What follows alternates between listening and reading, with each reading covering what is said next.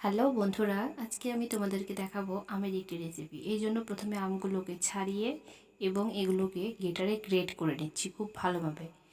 তো চলো শুরু করা যাক আমার ভিডিওটি। সবার প্রথমেই আমি আমগুলোকে ছাড়িয়ে এবং গ্রেটারে গ্রেট করে নিচ্ছি। তোমরা দেখতে পাচ্ছ আমি কত সুন্দর করে গ্রেটারে গ্রেট করে নিচ্ছি। এগুলো একদম কাঁচা আম, এগুলোর এখনও আঁটি হয়নি। দুদিন রাখাতে, আমার ঘরে রাখাতে একটু লাল লাল হয়ে গেছে। তোমরা একদম কাঁচা আম দিয়েও এটা করতে পারবে। তো সবার প্রথমে আমি এগুলো গ্রেটারে গ্রেট করে নিয়ে একটু লবণ দিয়ে 10 মিনিট রেখে দেব। তারপর এর থেকে জল ঝরিয়ে ডাইরেক্ট আমি জলের মধ্যে ধুয়ে নেব। তাহলে এতে কি হবে, আমের টক ভাবটা কমে যাবে। এতে চিনিটা কম লাগবে এবং খেতে ভালো লাগবে। বেশি চিনি দিতেও তো আসলে ভালো লাগে না, সেই জন্য টক ভাবটা কমানোর জন্য আমি এটাকে জল দিয়ে ধুয়ে নেব। তারপর আমি তোমাদেরকে দেখাচ্ছি কি কি মশলা আমি এখানে ব্যবহার করছি।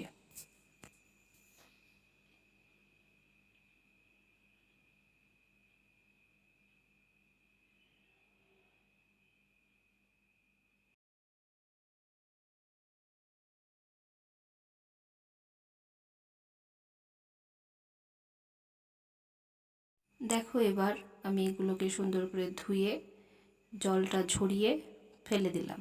এবার আমি এর মধ্যে চিনি দেব। সবার প্রথমে চিনি, লবণ, লাল মরিচের গুঁড়ো একটার পর একটা দিচ্ছি, তোমরা দেখে নাও।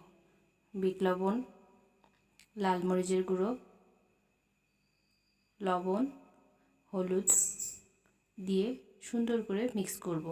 আর এখানে কিছুটা পরিমাণে গুঁড়ো করা চিনি ফ্লেক্স, মানে গুঁড়ো করা মরিচ গুঁড়ো করা আধ ভাঙা বিট লবণ দিলাম এবং লবণ দিলাম। এগুলো সবগুলো একসাথে মিক্স করে আমি কড়াইতে তুলে নেব।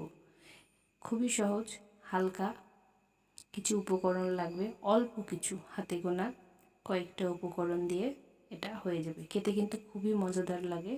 এটাকে তোমরা আমের, এখানে আমি সব উপকরণ দিয়ে দিয়েছি, লাস্টে একটু ভিনেগার দিয়ে দেব। তারপর আমি এটাকে কড়াইতে তুলে দেব বা প্যানে তুলে দেব। তো দেখো, আমি এখানে কিছুটা পরিমাণে বোতলের শিপিতেই করে দিয়ে দিব আর কি। তো এটা দিলে বেশি দিন পর্যন্ত এটাকে সংরক্ষণ রাখা যাবে, এই জন্য আমি এখানে ভিনেগারটা ইউজ করছি।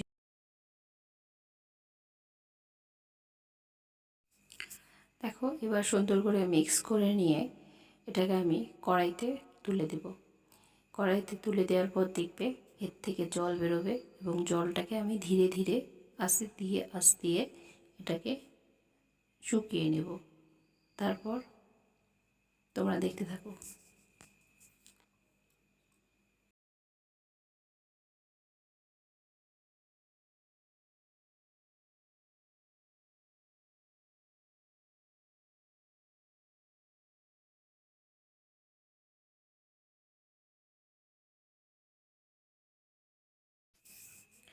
দেখো, আমটা কড়াইতে দেওয়ার পর কতটা পরিমাণে এর থেকে জল বের হয়েছে। এবার আমি ধীরে ধীরে এই জলগুলো শুকাবো। শুকিয়ে আমি তোমাদের জন্য এই রেসিপিটা করে দেব। এটা হচ্ছে আমের নাড়ু বা আমের আচার বা আমের ঝুরি আচারও অনেকে বলে থাকে। এটা যদি নাড়ু না পাকাও তাহলে এই ঝুরি ঝুরি থেকে গেল, আর যদি নাড়ু পাকাও তাহলে নাড়ু হয়ে গেল। এটাই হচ্ছে পার্থক্য, শুধু দেখার, কিন্তু স্বাদে অনেক সুন্দর, টক মিষ্টি ঝাল ঝাল, খুবই সহজ।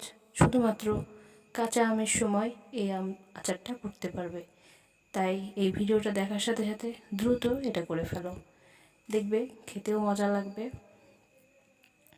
তো যারা যারা আমার ভিডিওটা দেখলে তাদেরকে অসংখ্য ধন্যবাদ, আর এতক্ষণ আমার সাথে থাকার জন্য অসংখ্য ধন্যবাদ।